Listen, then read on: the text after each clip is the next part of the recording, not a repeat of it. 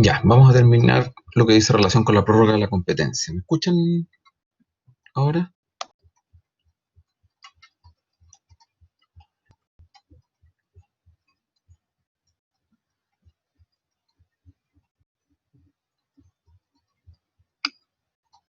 Ya, ya, dijimos, estamos en la clase tipos de prórroga de la competencia, porque estamos viendo cuál es el convenio que pueden arribar las partes y que esta competencia o el acuerdo tiene que ser, dijimos, expreso o tácitamente. Entonces, vamos a ver en qué consiste esta prórroga expresa o la prórroga tácita. En primer lugar, es lo que dice relación con la prórroga expresa.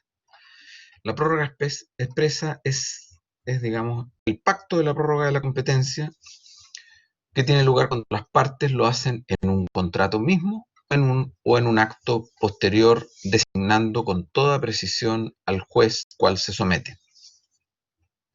El artículo 186 del Código establece esa regla cuando dice que se prorroga la competencia expresamente cuando en el contrato mismo o en un acto posterior han convenido en ello las partes designando con toda precisión el juez a quien se somete. Entonces, de acuerdo a la regla del artículo 186, esta precisión del juez o el tribunal al que se van a someter las partes refería fundamentalmente al territorio jurisdiccional del órgano jurisdiccional, en cuanto al lugar o comuna o ubicación del tribunal. Por ejemplo, ¿qué es lo que dicen las partes cuando prorrogan expresamente la competencia? Ustedes habrán visto muchos contratos donde hay una cláusula que dice que para todos los efectos legales las partes fijan competencia en la comuna de Concepción, en la comuna de Santiago, en la comuna de Temuco, y que se someten a la jurisdicción de los tribunales de esa comuna. Para todos los efectos legales se fija domicilio en la comuna de Concepción y se someten a la competencia o a la jurisdicción de los tribunales de esa comuna. O claramente una cláusula que diga que las partes se someten a la competencia de los tribunales de la comuna de Temuco.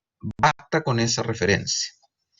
Entonces, claramente, por ejemplo, el demandante puede tener su domicilio en Concepción, el demandado en Chillán, pero las partes están prorrogando expresamente en un acto, en el contrato mismo. Hay muchos contratos donde ahí viene la cláusula de la prórroga de la competencia, o bien lo pueden hacer en un contrato posterior, designando con toda precisión a la persona del árbitro. Habrá que designar quiénes son los que van a conocer, quién va a conocer, a quién le vamos a prorrogar esa competencia que vamos a sacarla de un tribunal ordinario, por ejemplo.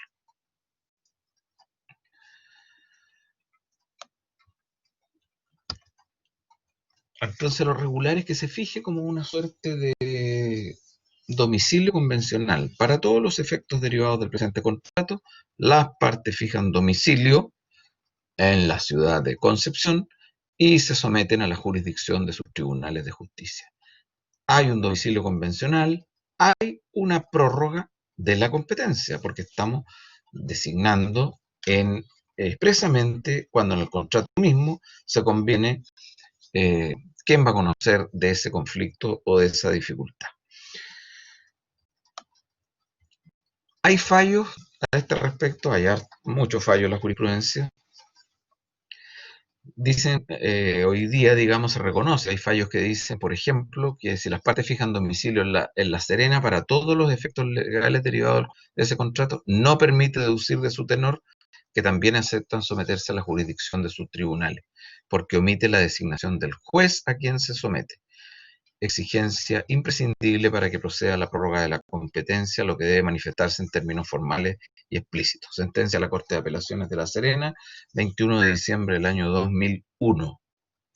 Entonces, claramente, para no tener inconveniente en esta cláusula, bueno, lo correcto sería establecer esta competencia para todos los efectos legales derivados de este contrato fijan domicilio en La Serena y se someten a la jurisdicción de sus tribunales de justicia.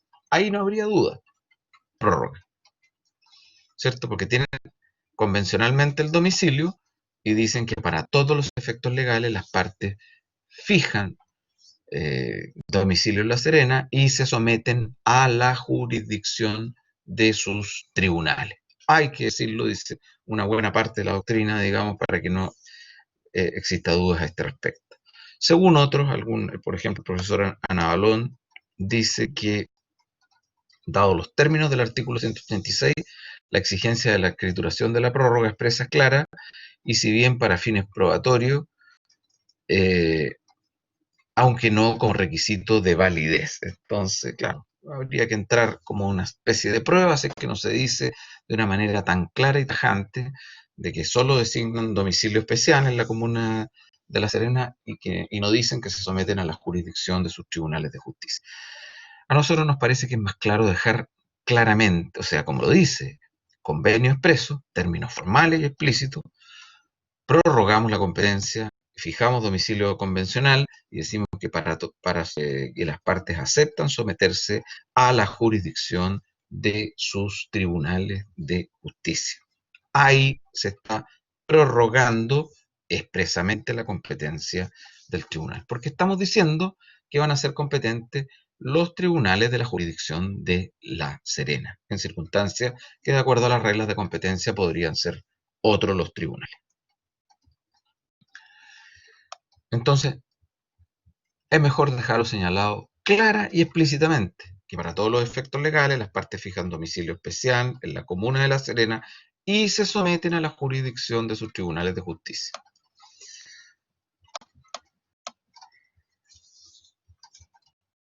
Prórroga tácita. La prórroga tácita igual se puede producir entre demandante y demandado en un juicio, pero esto ya se determina por ciertas actitudes que según la ley o ellos asumen en un proceso. Entonces hay que ver qué actitud tienen o pueden tener las partes en un proceso, tanto el demandante, tanto el demandado, y si esas conductas están de acuerdo con la norma legal, digamos, entendería el juez que ahí se ha producido la prórroga tácita de la competencia. Veamos cuáles son estas conductas que en definitiva van a producir la prórroga tácita de la competencia.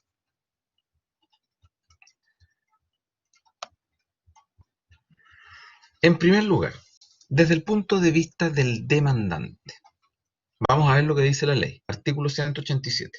Se entiende que prorrogan tácitamente la competencia, 1, el demandante por el hecho de ocurrir ante el juez interponiendo su demanda.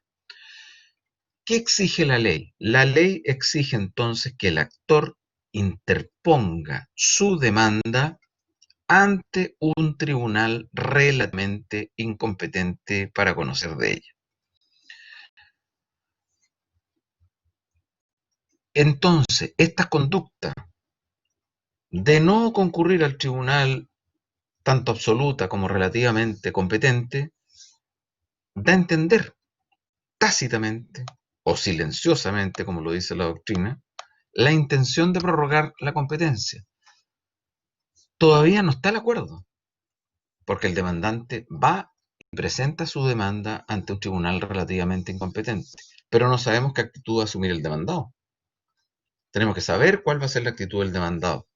Por eso, en el caso de la prórroga de la competencia, hay que ver cuándo se produce la prórroga, cuándo se produce la radicación ante el tribunal competente, cuando vimos las reglas de la competencia, en el tratándose de la incompetencia relativa de un tribunal. Entonces, desde el punto de vista del demandante, se va a producir cuando él va y presenta su demanda ante un tribunal relativamente incompetente.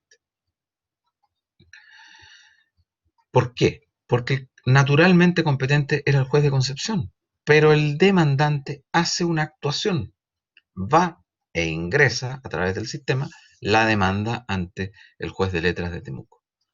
No lo está haciendo en términos formales explícitos, pero está haciendo una conducta, manifestando una intención. Presenta su demanda ante el tribunal relativamente incompetente. Eso es lo que le exige la ley.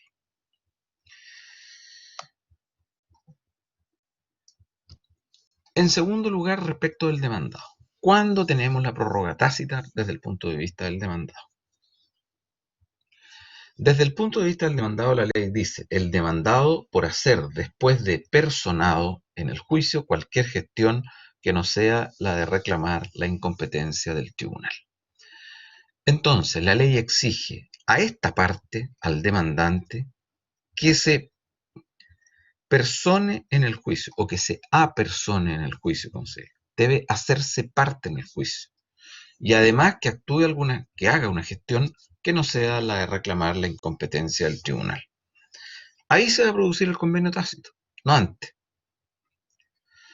Pero imagínense ustedes que el demandado comparece en el juicio y hace una gestión y alega la incompetencia del tribunal. Obviamente que ahí no vamos a estar en presencia de la prórroga tácita de la competencia, porque el demandado va a alegar. Podría decir, comparezco y alego la incompetencia del tribunal. No se va a producir la incompetencia. Sí se va a producir si ese demandado se hace parte en el juicio y dice y realiza una gestión que no sea la de reclamar la incompetencia. Por ejemplo, presenta patrocinio y poder en el juicio y contesta la demanda. Eso es realizar una gestión. Y esa gestión manifiesta una intención tácita de aceptar que el juicio se tramite ante ese tribunal relativamente incompetente.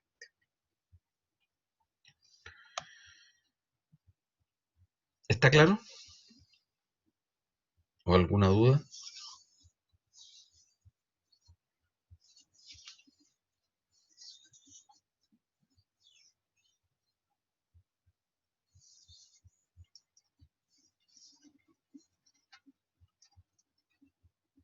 Ya. ¿Qué sucede si el demandado no comparece al juicio, no se defiende y el juicio se sigue en rebeldía de este demandado ante un tribunal relativamente incompetente?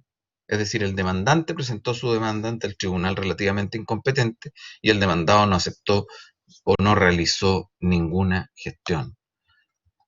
¿Se, ¿Se acepta o no se acepta esa prórroga tácita de la competencia? Algunos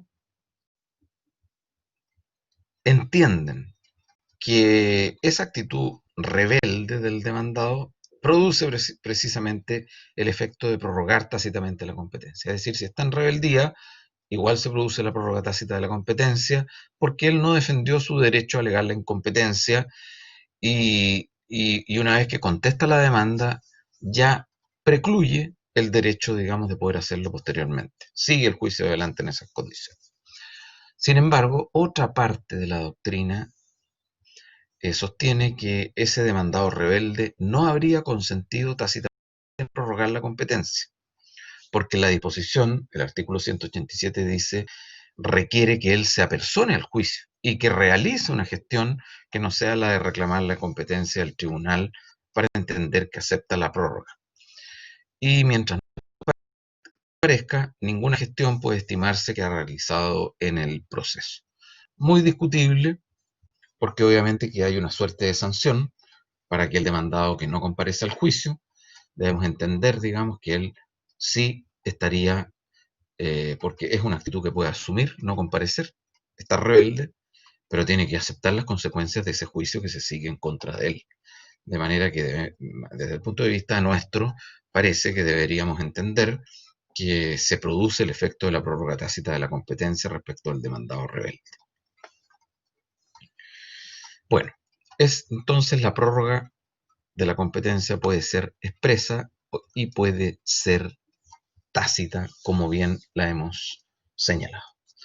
¿Qué efectos produce la prórroga de la competencia? Hay consecuencias jurídicas que se derivan de la prórroga de la competencia. El principal efecto de la prórroga es que le va a dar competencia a un tribunal que naturalmente, teniendo presente el factor territorio, no era competente, era incompetente para conocer de este negocio.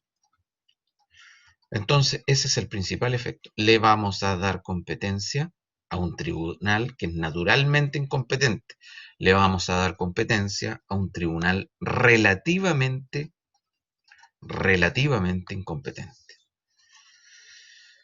Entonces, la prórroga lo que hace, priva de la competencia al juez naturalmente competente y se la da a un juez relativamente incompetente.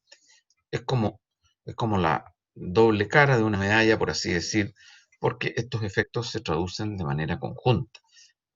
No estamos con el juez naturalmente competente, sí estamos con el juez relativamente incompetente. El efecto entonces es darle competencia a un tribunal que no es naturalmente competente para el conocimiento de ese asunto. Por último, la prórroga de la competencia produce efecto entre las eh, solo produce efecto entre las partes que han concurrido a promoverla y no respecto de otras personas, como puede ocurrir con los fiadores o codeudores solidarios si ellos no están de acuerdo. Así lo dice el artículo 185, la prórroga de competencia solo surte efecto entre las personas que han concurrido a otorgarla, más no respecto de otras personas como los fiadores y codeudores.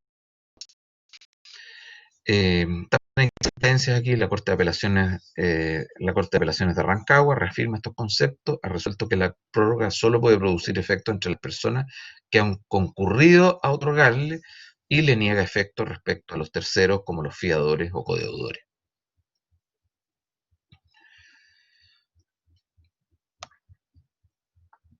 Por último, la prórroga de la competencia permite validar los actos realizados en el proceso que, de no mediar esa prórroga, serían susceptibles de anularse ya que se habrían verificado ante tribunal incompetente.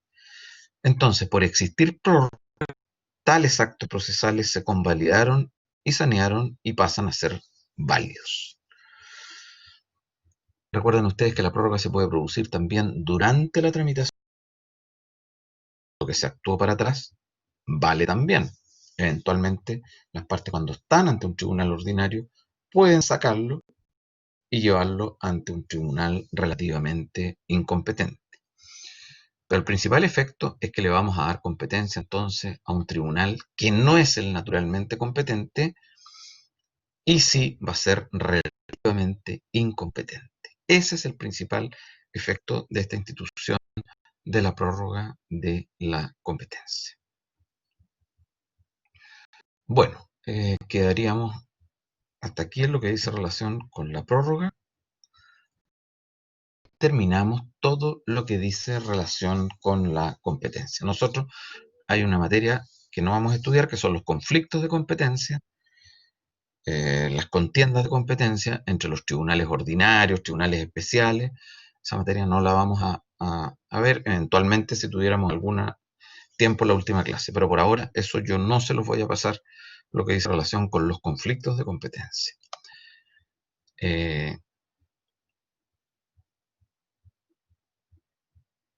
En la competencia delegada, eh, por supuesto, el tribunal tiene que ser absolutamente competente, porque no puede haber delegación de competencia para un tribunal absolutamente incompetente. El tribunal absolutamente incompetente es como que no hubiera jurisdicción si el tribunal es absolutamente incompetente.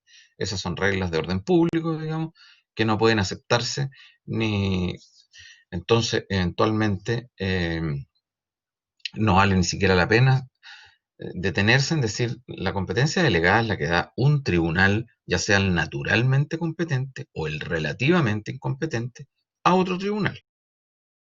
De la misma jerarquía, juez de letra a un juez de letra.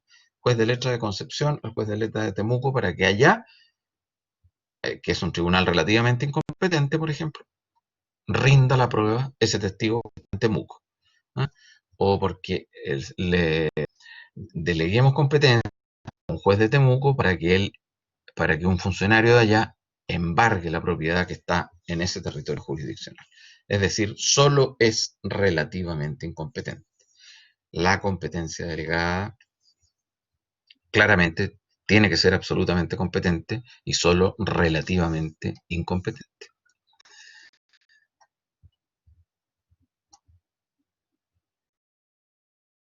Ya, como nos quedan tan pocas clases,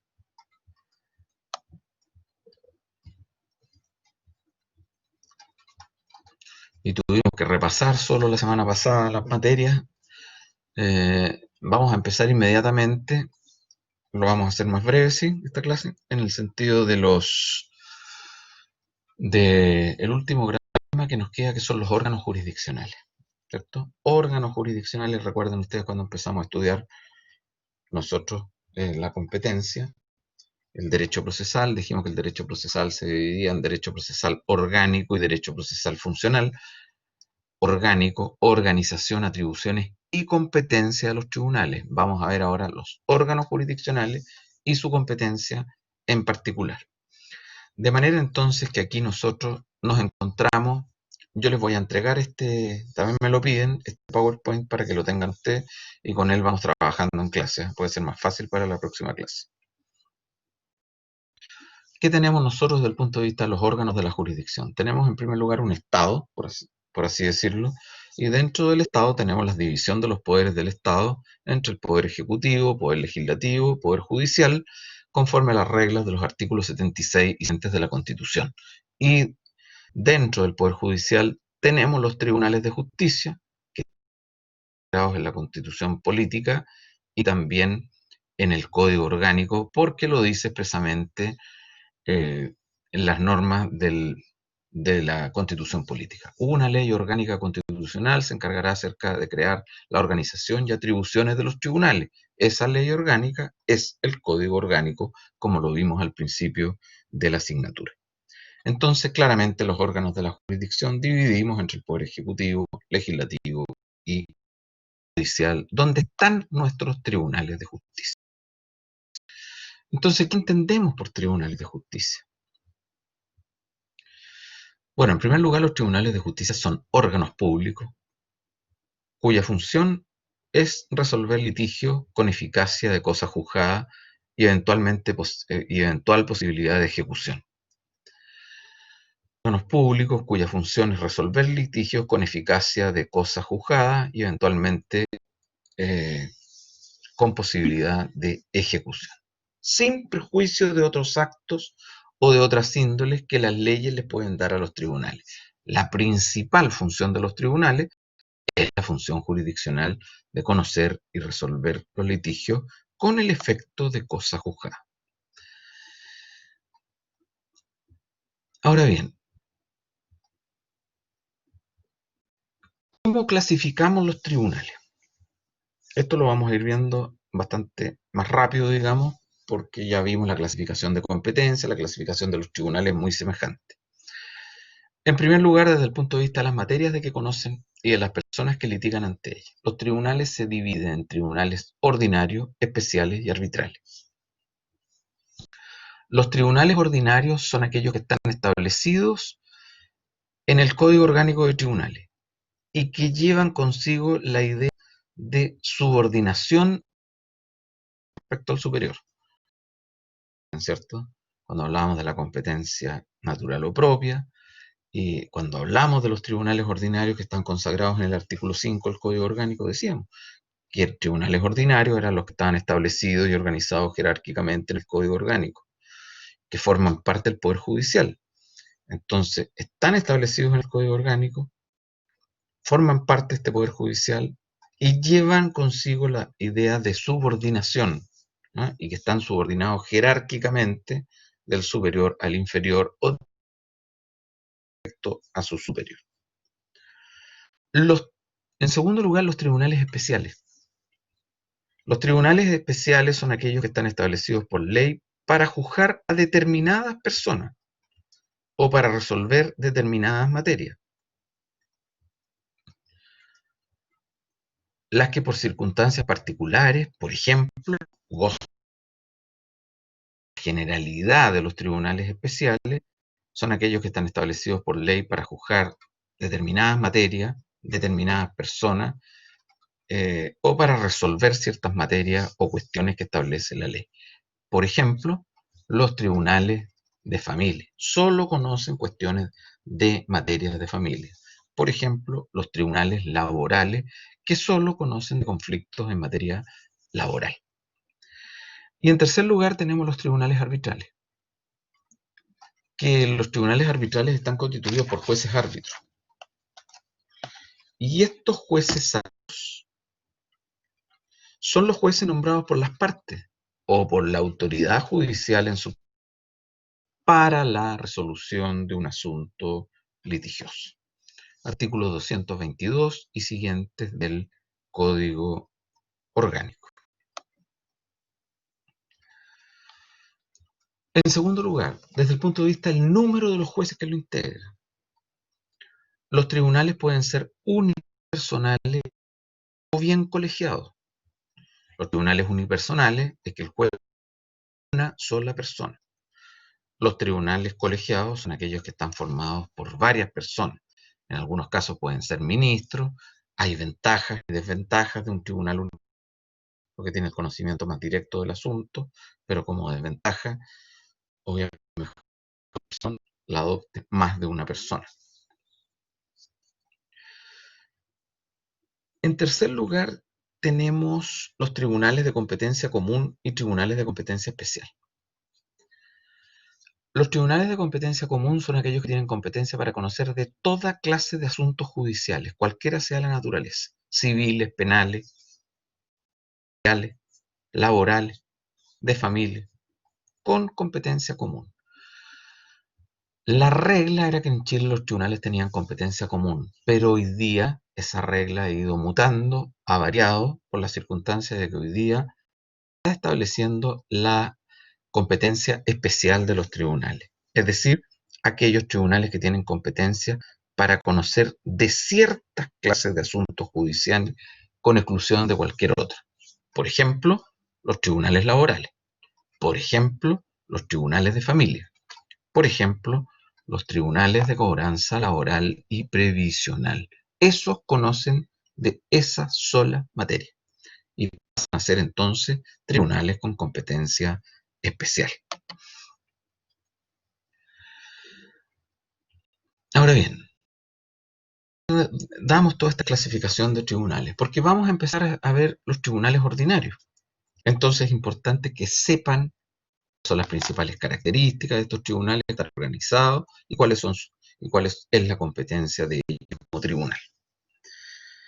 Otra clasificación de los tribunales según el momento en que se constituyen y las materias que conocen, tenemos los tribunales permanentes y los tribunales accidentales o de excepción. Los tribunales permanentes son aquellos que están establecidos para conocer de los negocios que la ley le entrega para su competencia, pero sin entrar a analizar si dichos negocios se han suscitado o no, y si requieren o no la intervención. Es decir, estos tribunales están establecidos por ley para conocer de los negocios que les señalan como que son de su competencia, se suscite o no el conflicto respecto del cual deban intervenir. Permanente. Eso ocurrió, por ejemplo, cuando se crearon los juzgados de garantía, los juzgados tribunal de juicio oral en lo penal. Al principio no tenían ellos mucho movimiento de causa, los tribunal de juicio oral en lo penal, y eran permanentes, porque estaban establecidos por ley, se suscitara o no se suscitara la contienda, ahí tenían que estar los jueces en su tribunal, pendiente de si existía o no existía el conflicto, o se había suscitado o no, y que requieren de su intervención. En cambio, los tribunales accidentales o de excepción son aquellos que se constituyen para conocer de ciertos y determinados negocios, una vez que ellos se han suscitado y que requieren de su intervención. Estos son los llamados tribunales accidentales o de excepción. Tienen relación también con los tribunales unipersonales y colegiados.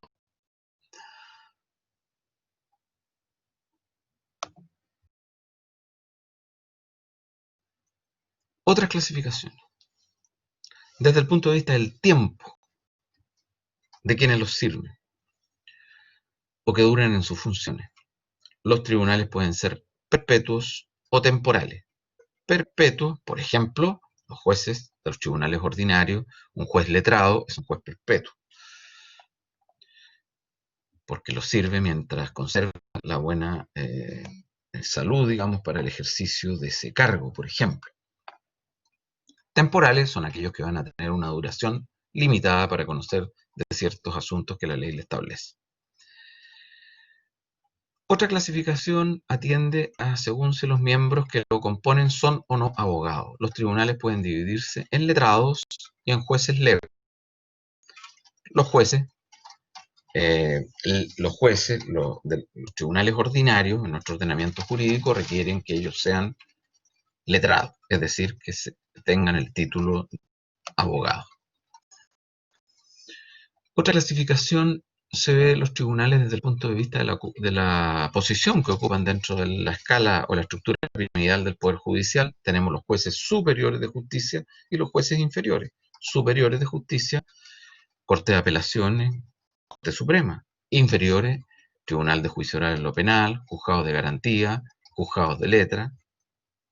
Entonces, ellos, desde el punto de vista de la posición que ocupan en el escalafón de la estructura piramidal en el Poder Judicial, se distinguen entre superiores e inferiores.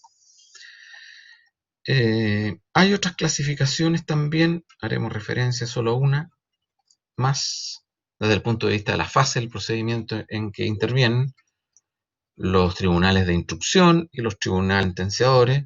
Algunos se dicen que solo ellos intervienen en la primera fase de la investigación y que con posterioridad tenemos otros jueces diversos que son los que resuelven el conflicto y vienen a ser los jueces sentenciadores.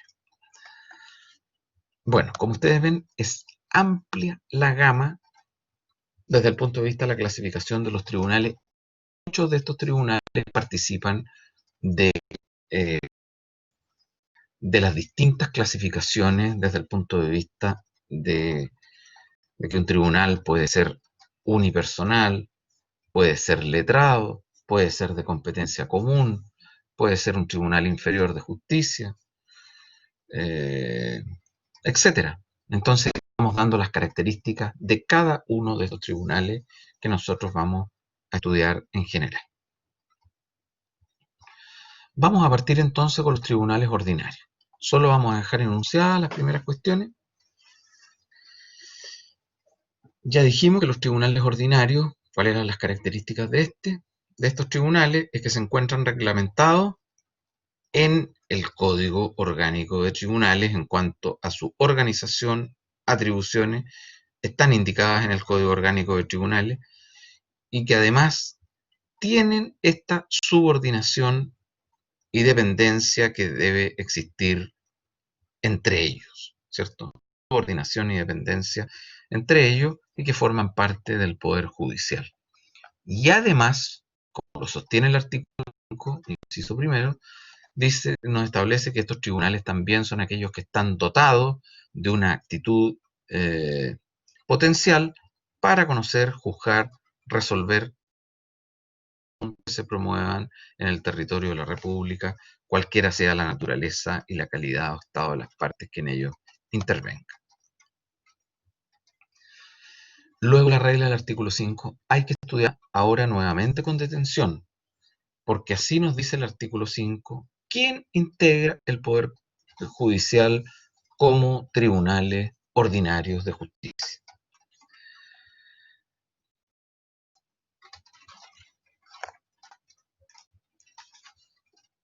Hay que ver y leer entonces el artículo del Código Orgánico.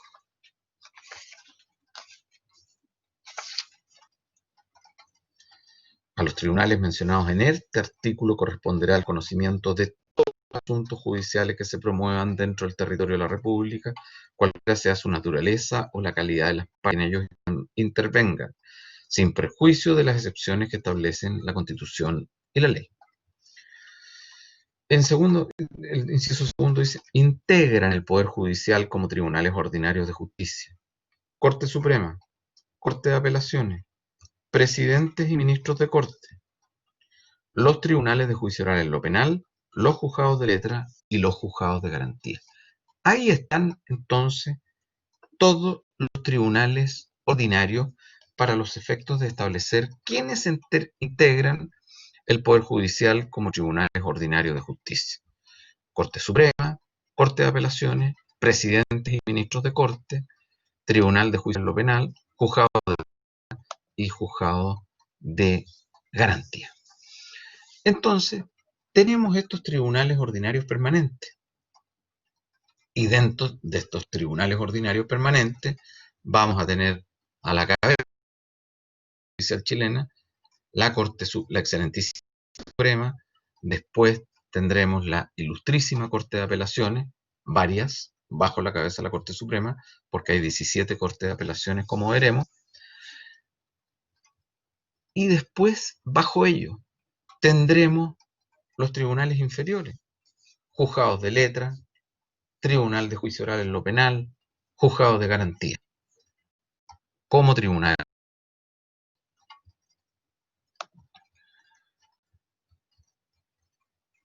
Ahora bien, y por último, para terminar ahora, también tenemos los tribunales ordinarios accidentales, porque hay tribunales ordinarios accidentales, unipersonales, accidentales o de excepción, que están constituidos en la Corte Suprema por el presidente de la Corte Suprema y por los ministros de la Corte Suprema. En las Cortes de Apelaciones, por el presidente de la Corte de Apelaciones de Santiago y por los ministros de la Corte de Apelaciones de las distintas Cortes Supremas de todo el territorio del país. ¿Esos son tribunales ordinarios? Sí, pero accidentales, que tienen una duración limitada. Se contraponen con los permanentes, que son los tribunales ordinarios permanentes. Luego hay tribunales ordinarios permanentes y tribunales ordinarios accidentales. Ya. Vamos a quedar hasta aquí entonces. Mañana continuamos con el estudio de los tribunales ordinarios. Eso sería por ahora en esta clase. Tengo que entregarles, como les digo, un material. Ahí me lo puede pedir después usted, María José, que le haga para estos temas. Hasta aquí entonces. Mañana tenemos clase a las 8. Voy a intentar, puede que tengamos que cambiar esa clase, o yo no sé si la voy a dejar o no grabada. Voy a intentar hacerla porque tengo un alegato mañana vía videoconferencia en la Corte de Apelaciones de Puerto Montt y entiendo que la causa se ve, y si es así a uno lo hacen, uno debe eh, conectarse muy temprano, digamos, para hoy día para poder alegar vía videoconferencia. Pero vamos a intentar hacer, estén alertas igual mañana porque podemos hacerla o más corta o veremos lo que podremos hacer mañana. Eso sería por ahora. Y el miércoles tenemos el certamen, recuerden. Miércoles certamen, preguntas de conocimiento más preguntas de aplicación, que serán las que se van a dar esta vez en este certamen. Y que incluye toda la materia. Recuerden que todo jurisdicción, todo competencia en lo que ya vimos nosotros, salvo los principios de la ejecución que no entran y el principio de la prevención. Los principios de competencia entra la regla del grado y la regla de la radicación o fijeza. De ahí para atrás, toda la materia. Eso es.